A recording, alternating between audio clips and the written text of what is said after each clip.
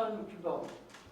우리 여주시의 의원은 시민의 대표자로서 그 직무를 수행함에 있어서 공공의 이익을 우선하고 양심에 따라 성실하게 행동함으로써 시민들로부터 신뢰와 존중을 받을 수 있도록 노력하며 시민의 복리 증진과 지역사회 발전에 헌신 봉사함은 물론 이 시대가 요구하는 바람직한 의원상 정립과 효율적인 의정활동을 수행하기 위하여 본 윤리 강령을 제정하고 다음 사항들을 윤리 실천 규범으로 삼을 것을 천명한다.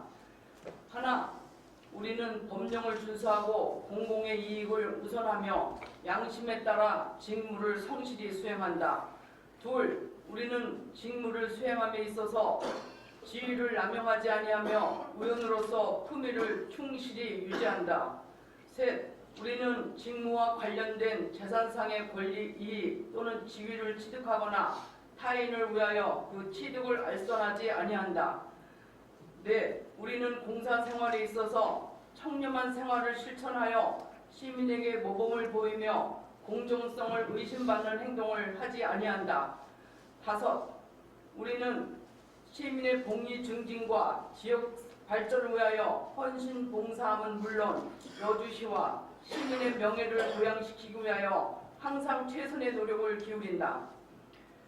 여섯, 우리는 의정활동에 있어서 전문성을 부단히 함양하고 의원, 상호 간의 예의와 인격을 존중하며 충분한 토론을 통해 양보와 합의를 도출하는 선진의상을 구현해 앞장선다.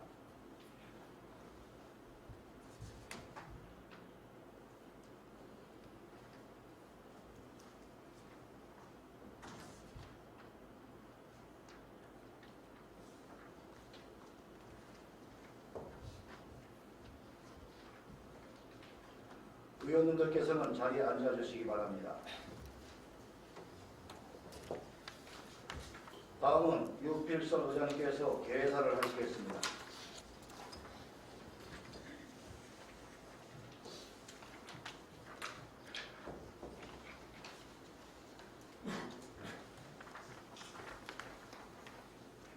존경하는 12만 여주시민 여러분, 그리고 11회 대기간으로서 의정활동에 존중을 당하고 계시는 선배 동료 의원 여러분, 사람 중심 행복요정표를 위해서 애쓰시는 이양기 시장님을 비롯한 일처절 공직자 여러분, 그리고 바쁘신 가운데 본 의장을 방문해 주신 정론직들의 언론인 여러분과 방청객 여러분, 지난 10월 김씨의 이후 오늘 제2차 종례회에서 건강하고 밝은 모습으로 만나뵙게 되어 반갑다는 마음입니다.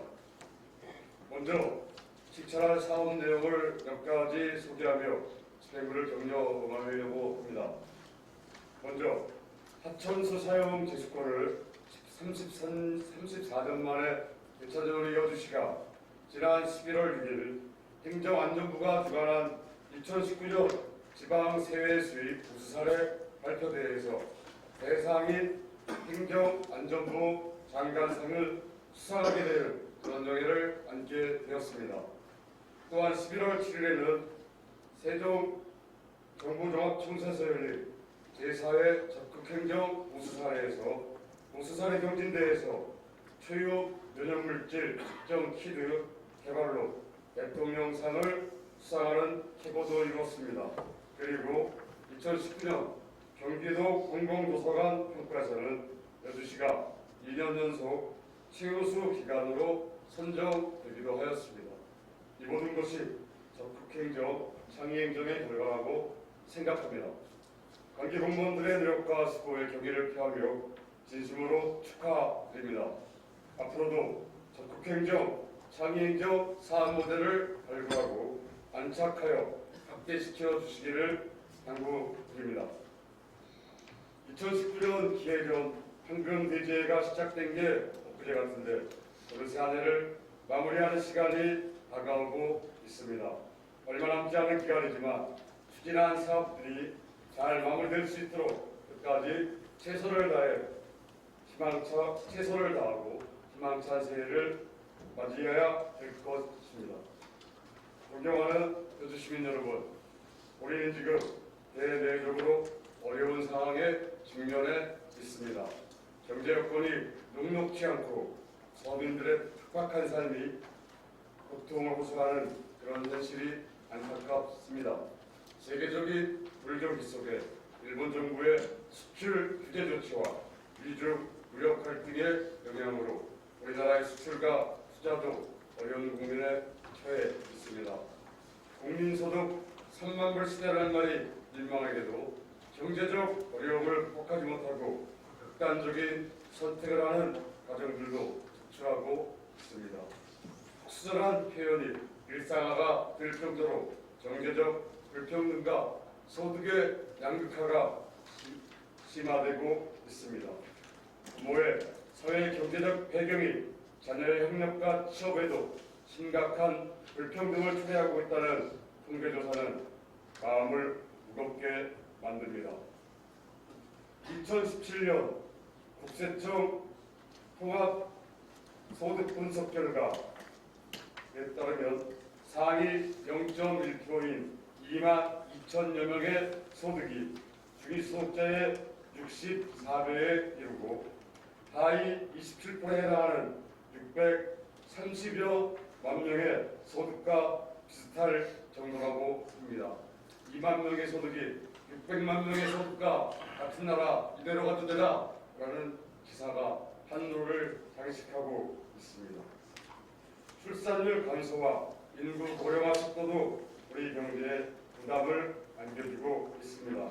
우리나라 출산율은 지난해 기준 0.98로 가임기 여성 한 명이 채 한 명도 출산하지 않아 이는 OECD 국가 중 가장 낮은 수준입니다. 노인 불건율은 OECD 국가 중 여전히 1위이며 2026년이면 65세 이상 인구 비중이 20% 이상인 초고령 사회로 한국 사회가 진입한다고 하니 걱정입니다. 여주시는 이미 초고령 사회로 접어들었고 인구도 오히려 감소하는 추세에 있습니다. 급격한 생산 연령 인구의 감소와 고령 인구의 증가는 우리 경제를 위축시키고 고용, 재정, 복지 등에도 부담을 주는 우려스러운 상황입니다. 그러나 마냥 비관적이지는 않습니다. 희망적이고 다행스러운 것은 우선 거시경제 지표가 OECD 주요국에 비교해서 상대적으로 양호하다는 것입니다.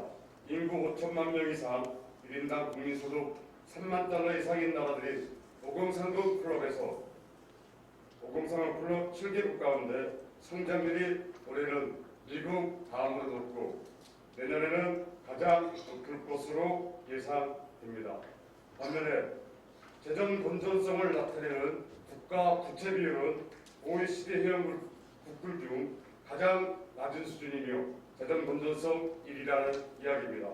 그래서 확장적 재정 정책의 여지가 남아 있다라는 것입니다. 일부가 주장하는 소위 한국 경제 폭망론은 사실과 다르며 맞지도 않다고 생각합니다. 또 정부의 소득주도 성장 분배 정책의 효과가 가시화되면서 지난 3분기에는 하위 20%의 소득 증가율이 상위 20%의 소득 증가율의 6배에 달하는 것으로 나타났습니다. 이러한 추세가 지속되어 경제적 불평등이 완화되어 나아가기 바라는 마음 간절합니다. 여주시 집행부와 의회는 시민들의 희망과 용기를 주면서 새로운 마음과 각오로 다가오는 새해를 준비해야 할 것입니다. 여주시의 재정이 충분히 넉넉하다고 할 수는 없지만 2월 누적 잉여금 현황을 감안한다면 포용적이고 확장적인 재정 정책의 여력이 많이 남아있다는 판단이 듭니다. 11월 20일 현재 여주시의 예산 집행률은 60%로 지방정부 재정 집행률 평균인 70%에도 훨씬 못 미치는 상황입니다. 전국적으로 지자체 65조 원 넘는 23개 잉여금들이 풀렸더라면 경제 개발 효과 1% 정도, 1.5% 정도 예상할 수 있을 것이라 생각되는데 적극적인 재정 집행 안타까운 대목입니다.